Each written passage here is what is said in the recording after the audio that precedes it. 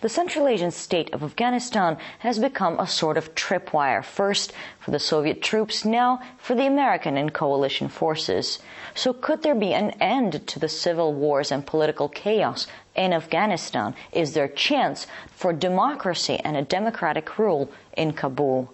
General Mahmoud Gareev was in Afghanistan after the Soviet troops left and is joining me to talk a little bit more about Afghanistan's future. General Gareev, thank you so much for joining us. General, you were in Afghanistan when the Soviet troops were there. In your opinion, what was the most difficult task that our troops faced in that country? What was the hardest thing for them to accomplish?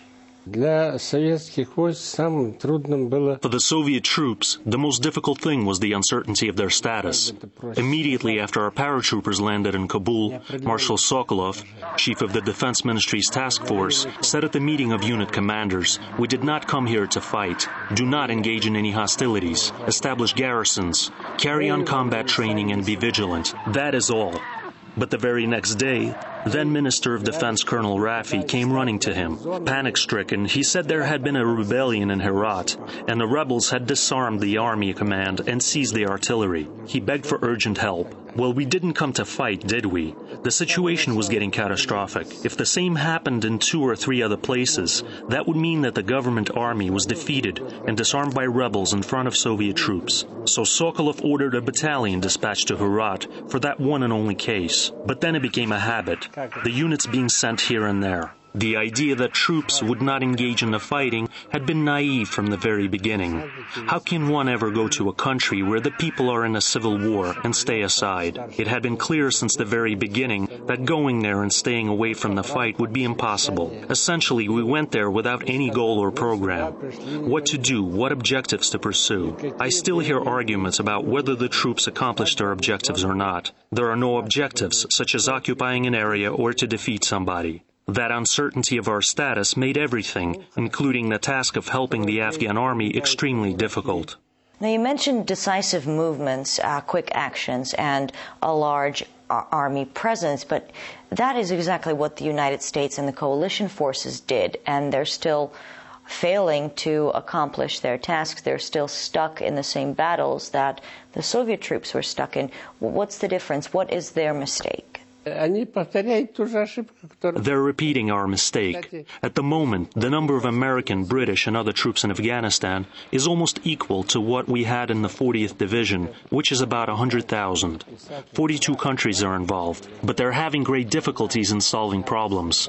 NATO forces are difficult to manage. 6 months ago, they made a decision to move one squadron from the north of Afghanistan to the south, where the British troops are stationed. It was discussed in Bundestag. Half a year later, the decision has been made, but the squadron still remains where they were before. Actually, they themselves admit that if drugs were smuggled past them, they wouldn't interfere. Why? That's another tough question. Now, what if Russia was to act selfishly and play in geopolitics, just like our opponents are used to doing? They got us involved in the war in Afghanistan and immediately began to provide help for those rebels, the Mujahideen. We could do the same now. We could support the rebels and fight against Americans.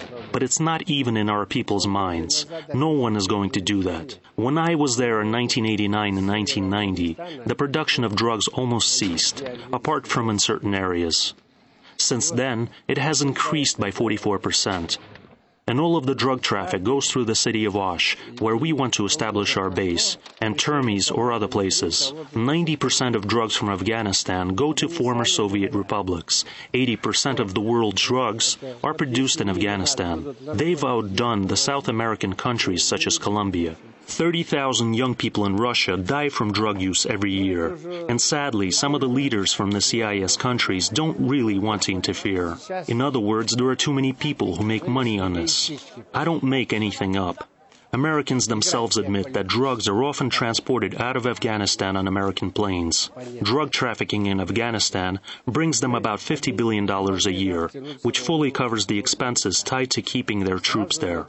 Essentially, they are not going to interfere and stop the production of drugs. They engage in military action only when they are attacked. They don't have any planned military action to eliminate the Mujahideen.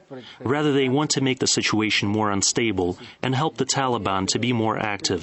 They even started negotiations with them, trying to direct them to the Central Asian republics, to destabilize the whole region, and to set up their bases there. One would think right now Russia is interested in cooperation with Americans. During Obama's visit, there was talk about providing air and ground corridors for Americans to supply their troops in Afghanistan. And some journalists even say now that it's good for Russia that Americans are in Afghanistan, that we need to help them because they are there to restrain the Mujahideen and keep them from attacking us. That's right, but the problem is they don't do anything of the kind.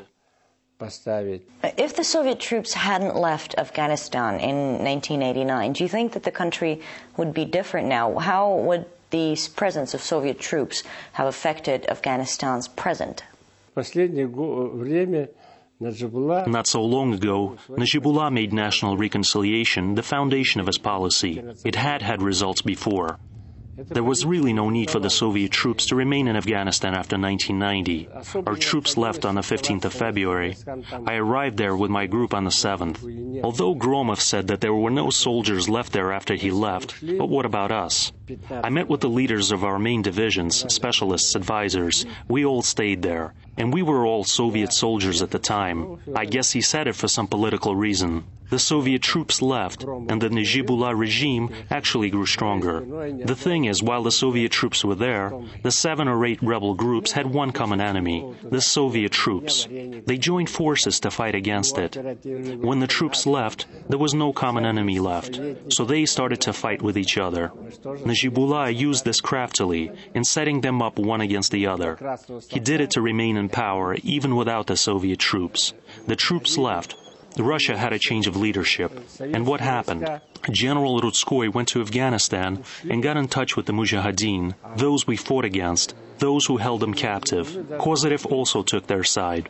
But take democracy, for example, and the principle to support the countries with democratic processes underway. In Afghanistan, all women were made to wear burqas. It's forbidden for them to attend school or work. The Taliban have set up a reactionary regime. What kind of democracy is this? By the way, this happened after Mujahideen came to power. Flawed as it was, even with elements of totalitarianism, the regime suggested by Najibullah was far more progressive. You mentioned democracy now. Do you think that in Afghanistan, a country torn by civil wars and in the middle of political chaos, that a democracy is possible, that the elections would actually have a chance to be free, fair, and represent the will of the Afghan people? Do you know the place where democracy was born? In the Garden of Eden, when God brought Adam and Eve and said, "Choose anyone you like." Really, it hasn't changed much since then. Of course, it is impossible for Afghanistan now to hold adequate elections that would on top of that reflect the real declaration of the will of the people. The situation is as follows. Pashtuns are the people that mainly form the state. The Taliban threatened people to stop them voting and promised severe punishments for those who might want to participate. The intelligentsia is afraid as well. The only people able to vote in the elections would be those from regions that are not controlled by the Taliban, but protected by NATO troops. Those will be the people who will vote, whereas others may not be able to. So there will be no adequate and fully fledged declaration of the people's will. On the other hand, you can't bring the country's leadership over from the states and tell those people that this person would rule. Courtesy demands to at least say that that person was elected. At least on the surface, the election would appear legitimate, and one could always refer to it, saying that the leader was elected. How he was elected, that's another side of the story. No one asks questions like this in our time anymore. Everyone knows exactly how things are done. Of course, the Americans would like Karzai, who they established there, to remain in power, or Abdullah, who has already been the foreign minister twice. They are fine with either. But 10% of the population are Uzbeks. There are also Tajiks, Turkmen, and others. In such unstable circumstances, a lot will depend on their choice. So Americans are now making moves to attract the votes of those people to support Karzai. The worst-case scenario for them will be if other candidates come together and put forward someone to oppose Karzai. Then, quite different forces could come to power and will gradually move away from obeying the Americans.